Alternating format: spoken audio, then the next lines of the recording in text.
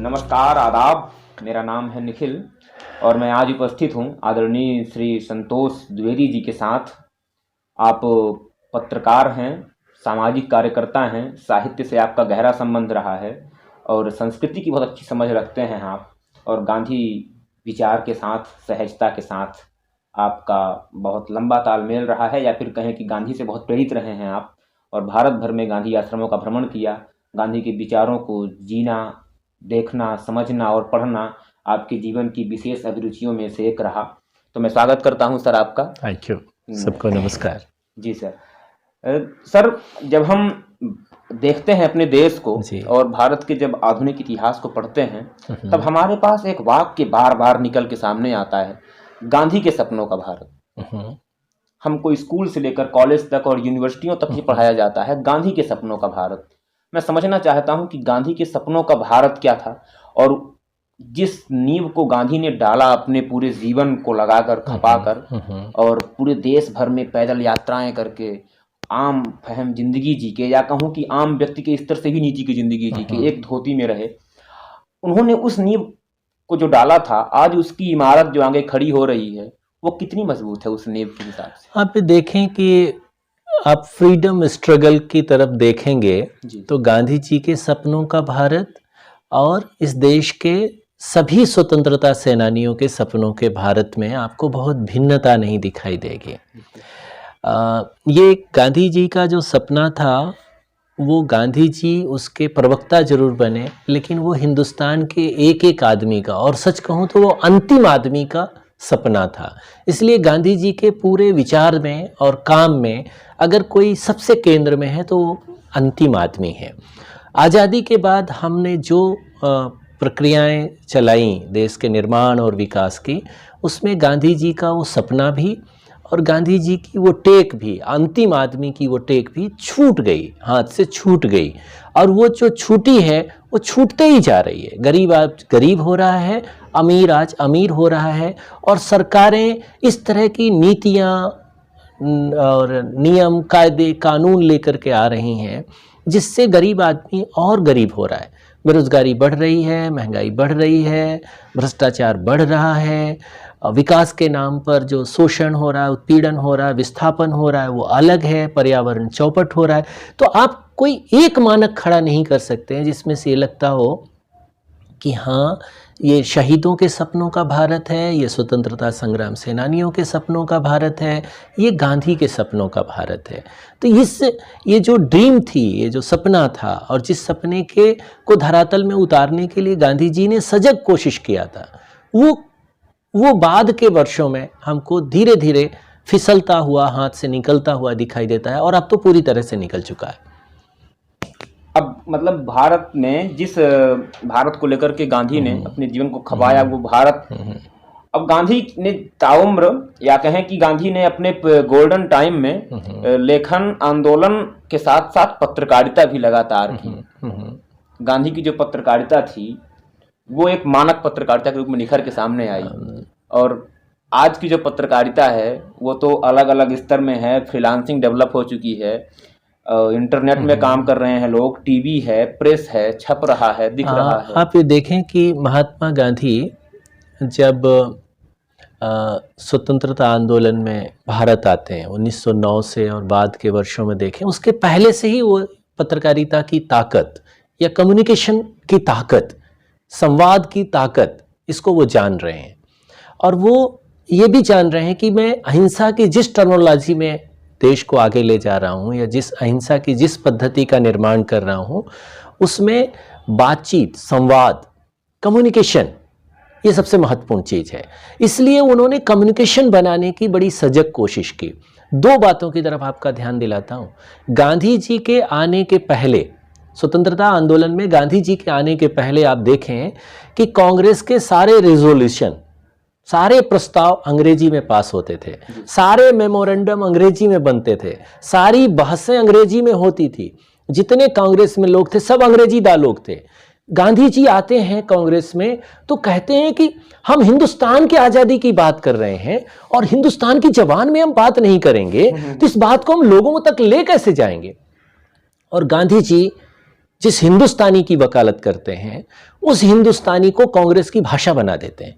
उस गांधी जी के इस आग्रह के कारण रविंद्रनाथ टैगोर जैसा आदमी ये कहता है कि वहां तो गांधी जी होंगे और उनके सामने मैं अंग्रेजी में कैसे बोल सकता हूं, वहां मुझे बात करने के लिए हिंदी सीखनी पड़ेगी। तो गांधी जी आम जनता की जुबान में बात करते हैं, उन प्रतीकों को चुनते हैं जिससे वो कम्युनिकेशन को आसान बना सकें। इसलिए आप देखें कि वो सभी क्षेत्रों में बराबर काम कर रहे हैं, लिखने में, बोलने में और अपनी बात लोगों तक अलग अलग माध्यमों से पहुंचाने में वो सबसे ज्यादा काम कारगर रहे। उस दौर में जब कम्युनिकेशन के इतने साधन नहीं थे, उस दौर में भी गांधी जी ने इस देश के गरीब गुरुओं तक, आम आवाम तक अपनी बात इतनी सहजता से पहुंचाई है कि आज पूरी दुनिया चमत्कृत है। और उनको कहा जाता है कि ये कम्युनिकेशन स्किल, अगर स्किल जैसी कोई चीज होती है तो वो गांधी से सीखनी चाहिए। तो इसलिए गांधी जी की पत्रकारिता हो, आप उनका अंग्रेजी में देखेंगे, यंग इंडिया और हरिजन, उनके 2 पत्र थे, उन दोनों की भाषा देखेंगे आप, और उसमें आज जिस पत्रकारिता को लेकर के हम बहस करते हैं बहुत इंटरेस्टिंग है। गांधी जी ने परस्पर विरोधी विचारों को भी अपने पत्रों में उतनी ही जगह दी।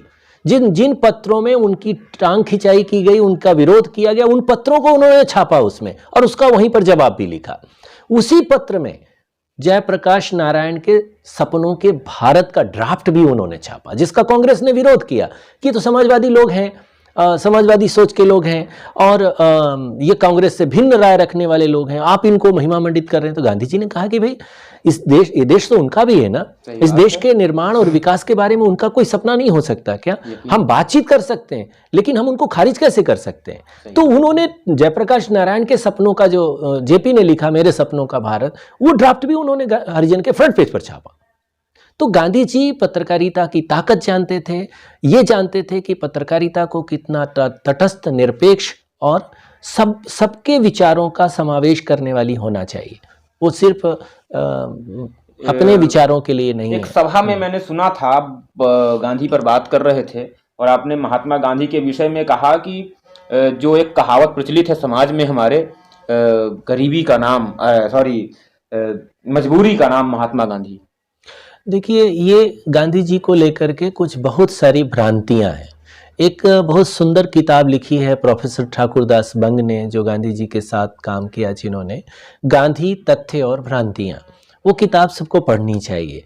होता ये है कि किसी भी बड़े आदमी के बारे में, इतिहास में महापुरुषों के साथ ये सबसे ज्यादा हुआ, बुद्ध के साथ हुआ है, महावीर के साथ हुआ है, विवेकानंद के साथ हुआ है, तमाम महापुरुषों के, जीसस क्राइस्ट के साथ हुआ है कि या तो हम उनके बारे में बहुत कुछ जानते हैं या बिल्कुल नहीं जानते हैं। बिल्कुल नहीं जानते का अर्थ है कि सुनी सुनाई बातें जानते हैं और उसी को सच मान बैठते हैं। हम अपने अध्यवसाय से, अपने पढ़ने लिखने और सर्च करने में भरोसा न करके सुनी सुनाई बातों पर करते हैं। इसलिए क्या होता है, हम गलत परसेप्शन में जाते हैं। तो ये 2 चीज़ें बड़ी महत्व की हैं जिस पर समझना चाहिए कि ये एक चलन सी चल पड़ी है कि मजबूरी का नाम महात्मा गांधी, जबकि इतिहास में आप उठा करके देखें, एकमात्र महापुरुष गांधी हैं जो कभी मजबूर नहीं हुआ, कभी मजबूर नहीं हुआ। कठिन से कठिन परिस्थिति में वो समस्याओं के सामने जाके खड़ा हो गया, संघर्षशील खड़ा हो गया, उससे टकराया और रास्ता निकाला। इसीलिए भगत सिंह जैसे क्रांतिकारी लोग, भगत सिंह का वो है कि वो कहते हैं कि क्या हम इस बुढ़े की चाहे एक भी बात से सहमत ना हो, लेकिन साहस के प्रदर्शन की जब बात आती है, ये हमसे आगे निकल जाता है। बिल्कुल, ये हमसे आगे निकल जाता है। तो बात क्या है? बात है उनके सच्चाई और अहिंसा की, जो उन्होंने ताकत पहचानी, उसके जरिए वो समस्या के सामने, विभीषिकाओं के सामने, तमाम इस तरह की प्रतिरोधी सत्ताओं के सामने वो खड़े होते हैं, जूझते हैं, उसका रास्ता निकालते हैं, लेकिन कभी मजबूर नहीं होते। और मैं आपको कहूं, और सत्य भी कभी मजबूर नहीं होता। बिल्कुल, जो भी सत्य की टेक लेकर के चलेगा, उसके अंदर वो बल होगा और वो कभी मजबूर नहीं होगा। तो इतिहास में तरह तरह की घटनाएं, ऐसी तमाम दर्जनों घटनाएं बता सकता हूं, क्योंकि लंबा हो जाएगा ये, कि जी। आप देखेंगे कि गांधी मजबूर नहीं हो रहा है। जितनी बार अंग्रेजों की डायरियां पढ़िए, वाइसराय, अब जो सारे दस्तावेज आर्काइव में पड़े हुए हैं, उसमें यहाँ के गवर्नर्स को, वाइसराय को इंस्ट्रक्शंस आते थे कि इस आदमी से निगोशिएशन में सावधान रहना, इससे आंखों में आंखें डाल के बात नहीं करना, ये नहीं तो ये आपको टेबल टॉक में अपनी तरफ खींच के ले जाएगा, सम्मोहित कर लेगा। हाँ, इस तरह के हैं। तो इतने घबराए हुए रहते थे बातचीत तक में उस आदमी से। वो कभी मजबूर नहीं हुआ। जब वो ब्रिटेन जाते हैं, वो उसके सारे फोटोग्राफ्स, डिटेल्स और मिनट मिनट की सारी चीज़ें दर्ज हैं, ये कोई कही सुनी झूठी बात नहीं है। तो वहाँ के विक्टोरिया साम्राज्य का प्रोटोकॉल है कि वो साम्राज्ञी उनसे मिलने जो जाएगा वो किस तरह से प्रोटोकॉल में जाएगा। एकमात्र इतिहास में एक ही व्यक्ति है, गांधी, जिसके लिए जो प्रोटोकॉल टूटता है और वो अपने ही अधर लंगोटी और अपनी ही चादर में वहाँ जाते हैं। और इसीलिए वो बहुत अदरंगे फकीर की जो बात इतिहास जानता है वो वहीं से चर्चित हुई। तो वो कभी मजबूर नहीं हुआ। इतने बड़े साम्राज्य को, जिसके साम्राज्य में कभी सूरज अस्त नहीं होता है, उस साम्राज्य को उसने अपने कुतक्के पे रखा, अपनी शर्तों पर नचाया और आखिर में उनको मजबूर किया कि वो हिंदुस्तान छोड़ करके गए। और हिंदुस्तान के साथ साथ फिर पूरे साउथ ईस्ट एशिया से पूरी आजाद हुए। आपने गांधी जी के इंग्लैंड की यात्रा के बारे में बात की तो मुझे उसमें दो बातें याद आई, जिसमें पहली बात तो ये है कि आजकल मैं देखने को पाता हूँ हमारे उत्तर भारत में, स्पेशली मध्य प्रदेश, उत्तर प्रदेश और आसपास के इलाके में, कि यहाँ जातीय सम्मेलन बहुत हो रहे हैं। ब्राह्मण सम्मेलन, क्षत्रिय सम्मेलन, वैश्य सम्मेलन और यादव सम्मेलन बहुत ज्यादा हो रहे हैं। और वही बात हमें देखने को मिलती है सेकंड गोलमेज सम्मेलन जब होता है। देखिए, मैंने आपका आशय समझा जी। इसको इतना समझ लीजिए कि समाज में फूट डालने की आवश्यकता किसकी है? सत्ता की आवश्यकता है कि लोगों को आपस में लड़ा करके रखो। बिल्कुल। देश की जरूरत है कि लोगों को आपस में एक करके रखो। देश किसको चाहिए और सत्ता किसको चाहिए, देख लीजिए आप। जिनको देश चाहिए, जिनको देश से प्यार है, मोहब्बत है, उस देश को एक करने में लगे हुए हैं। इस देश की जातीय एकता, सांप्रदायिक एकता, इस देश के सांस्कृतिक एकता, क्षेत्रीय एकता, उसके बीच में सेतु बनाने का काम कर रहे हैं, सद्भावना जगाने का काम कर रहे हैं। हमारे जैसे तमाम लोग और संस्थाएं हैं जो परस्पर के संवाद और सहिष्णुता को बढ़ाने का काम कर रहे हैं। सत्ताएं क्या कर रही हैं? आपस में लड़ाने का काम कर रही हैं। यही काम अंग्रेजों ने उस समय किया अपनी सत्ता को मजबूत बनाए रखने के लिए, और यही काम आज की सत्ताएं हो, चाहे केंद्र की हो चाहे राज्य की हो, यही कर रही हैं। लोगों में फूट डालो और राज करो की नीति अपना करके इनके पास अपनी विकास संबंधी या लोगों के उत्थान संबंधी उपलब्धियां बताने के कुछ नहीं है। तो कहीं मंदिर का मुद्दा आता है, तो कहीं मस्जिद का मुद्दा आता है, तो कहीं जाति का मुद्दा आता है, तो कहीं अगड़े पिछड़े का मुद्दा आता है। ये इसी में उलझा करके अपने सत्ता की रोटियां सेकना चाहते हैं। मैं आपको बताऊं कि यही काम अंग्रेजों ने बहुत प्रयत्न पूर्वक किया। इसलिए आप उस समय देखेंगे कि ये फूट डालो राज करो की नीति के तहत अंग्रेजों ने ये बराबर सजग कोशिश की कि फ्रीडम स्ट्रगल में से दलितों को अलग कर दें, मुसलमानों को अलग कर दें। इसलिए उन्होंने दलितों को फ्रीडम स्ट्रगल से अलग करने के लिए दलितों का नेता अंबेडकर को बनाया, जिन्ना को मुसलमानों का नेता बनाया, हिंदुओं का नेता मदन मोहन मालवीय को बनाया। इन सब लोगों को वो चाहते थे कि ये अपना अपना रास्ता और अपनी डफली अपनी गीत लेकर के चलें, कांग्रेस के साथ एका ना होने पाए। अगर ये सब लोग कांग्रेस के साथ एक होंगे तो फ्रीडम स्ट्रगल मजबूत होगा और अंग्रेज कमजोर होंगे।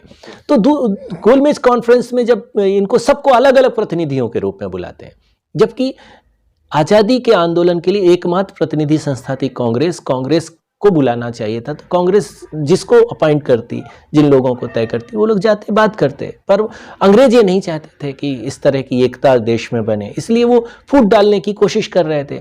तो वहाँ भी गांधी ने सबको ललकारते हुए कहा कि तुम लोग आज़ादी के रोटी का टुकड़ा मांगने आए हो। कोई दलित के लिए मांग रहा है, कोई उसके मुसलमानों के लिए मांग रहा है, कोई हिंदू के लिए मांग रहा है। उन्होंने कहा मैं हिंदुस्तान के आजादी की पूरी रोटी अंग्रेजों से लेने आया हूं। मैं पूरी की बात कर रहा हूं, तुम टुकड़ों की बात कर रहे हो। तो हमको अंग्रेजों से टुकड़े नहीं चाहिए, हमको समग्र आजादी चाहिए। तो ये फर्क अभी भी दिखाई दे रहा है कि वही तरीका हो रहा है कि उस समय केंद्र उस समय ही इस देश में अंग्रेज सत्ता में थे, वो अपने सत्ता को मजबूत करने के लिए फूट डालो राज करो की नीति अपना रहे थे। आज जो लोग सत्ता में हैं वो यही काम कर रहे हैं, तो कोई फर्क नहीं है। इसलिए ये बात जनता को समझना पड़ेगा और उन लोगों को समझना पड़ेगा जिनको देश चाहिए, जो देश से प्यार करते हैं, देश से मोहब्बत करते हैं, वो देश को एक रखना चाहेंगे, आपस में भाईचारा बढ़ाना चाहेंगे, एकता बढ़ाना चाहेंगे, सद्भावना बढ़ाना चाहेंगे, सहिष्णुता बढ़ाना चाहेंगे और आपस की साझेदारी को मजबूत करना चाहेंगे। लड़ना नहीं चाहेंगे। लड़ना और लड़ाना ये जरूरत सत्ताओं की है, ये जनता को समझना पड़ेगा और इसकी मुखालफत करनी पड़ेगी। राष्ट्रपिता महात्मा गांधी का जन्म 2 अक्टूबर को हुआ था। हम भी जानते हैं, आप जानते हैं, आम फहम जनरल नॉलेज की बात है। और वो इस देश को, इस धरती को छोड़कर 31 जनवरी को गए, ये भी हम सब जानते हैं।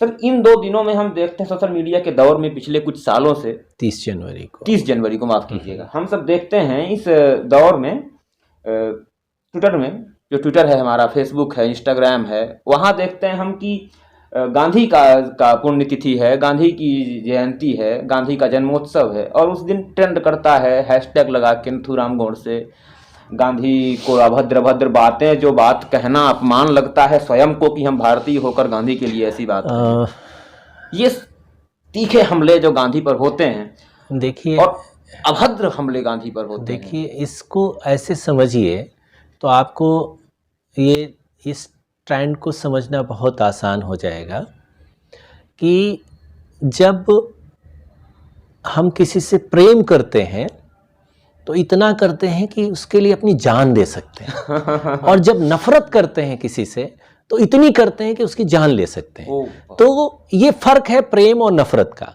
तो आप समझिए कि वो नफरती लोग जिन्होंने गांधी की घृणा को वहां तक ले गए कि उसकी हत्या कर दी, तो वो आज गांधी के प्रति कितने सहिष्णु होंगे, कितने उदार होंगे, कितने उनके विचारों को, उनके कामों के प्रति आदर रखने वाले तो नहीं होंगे ना। ये आप समझिए ना कि गांधी एक विचारधारा है और उस विचारधारा को खतरे के रूप में जो लोग देख रहे थे, जिनको लग रहा था कि गांधी के होते हुए और गांधी के विचार के होते हुए शायद वो अपनी नफरती विचारधारा को इस देश पर इंप्लीमेंट नहीं कर सकते हैं, तो उन्होंने गांधी की हत्या की और आज वो गांधी के विचार की हत्या करने में तुले हुए। लेकिन गांधी ने क्या कहा? गांधी ने कहा मैं कब्र से भी बोलता रहूंगा, और गांधी कब्र से बोल रहा है, पूरी दुनिया सुन रही है। सही बात। किसी भी नफरत की, घृणा की, हिंसा की उम्र नहीं होती है।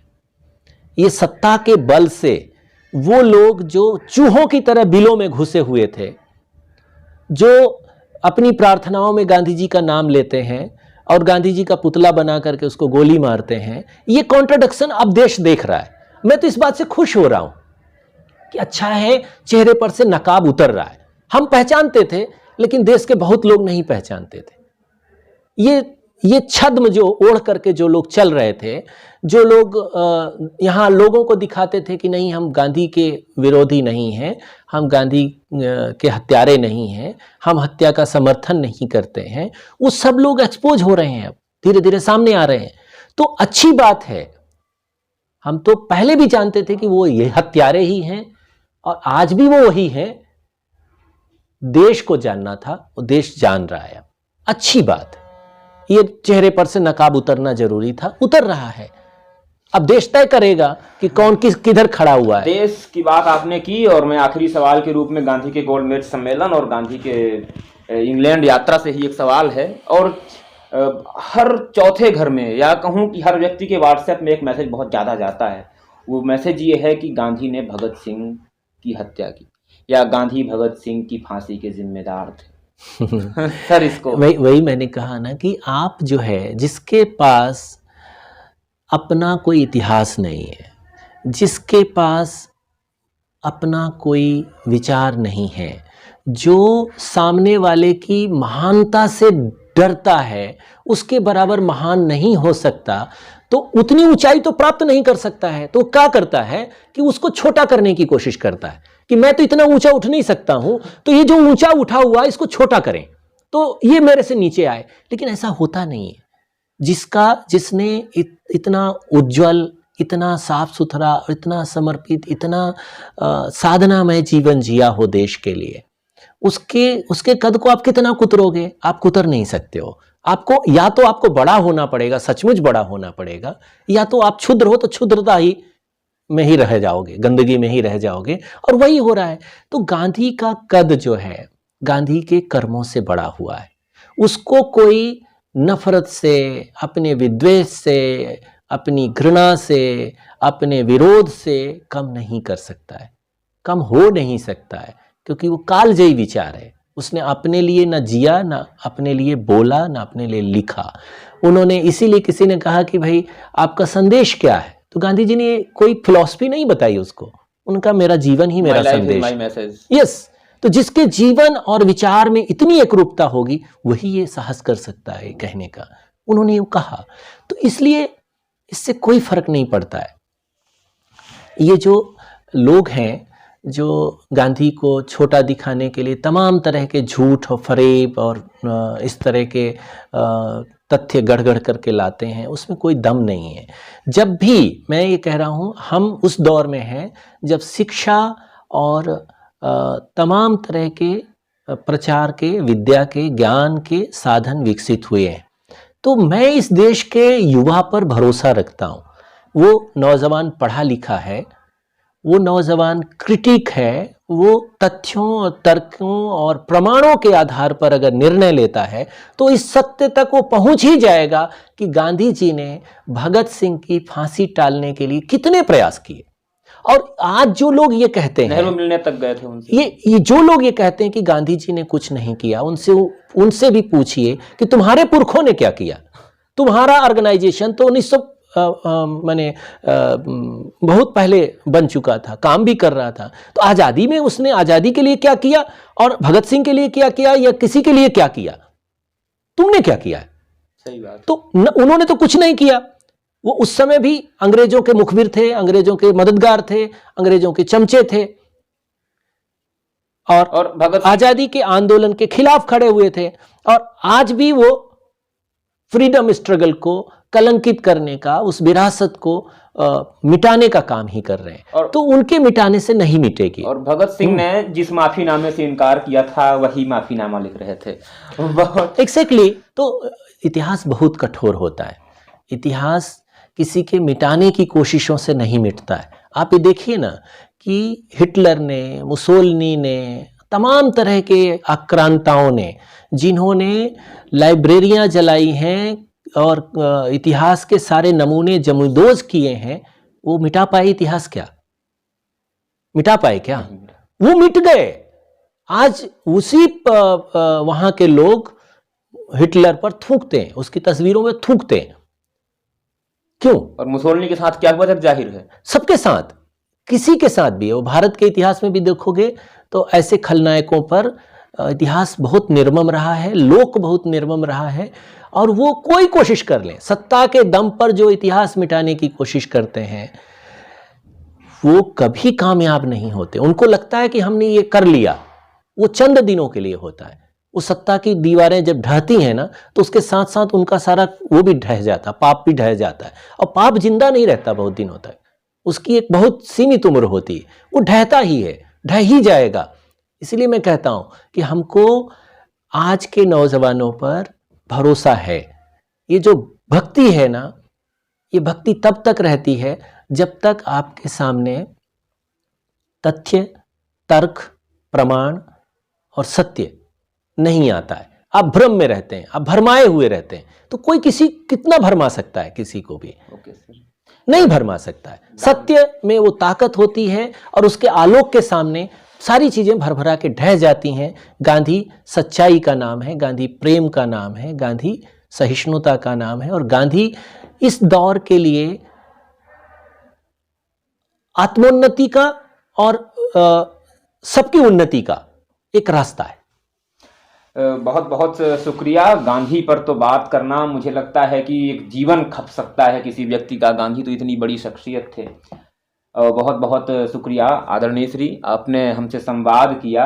और बहुत सारे सवाल ऐसे हैं जो गांधी पर हो सकते हैं, लेकिन समय की अपनी एक सीमा है और मैंने उन्हीं सवालों को लिया जो समान वर्तमान में बहुत ज़्यादा आवश्यक हैं, जिस पर डिबेट हो, एक विमर्श हो और तथ्यों और तर्कों के साथ व्यक्ति को जाया जाए। और वर्तमान परिप्रेक्ष्य में मैं तो गांधी को लेकर के, वर्तमान परिप्रेक्ष्य में अगर गांधी देख रहे होंगे देश को तो कह रहे होंगे कि चढ़ता सूरज धीरे धीरे ढलता है, ढल जाएगा। बहुत बहुत शुक्रिया, धन्यवाद। Thank you so much.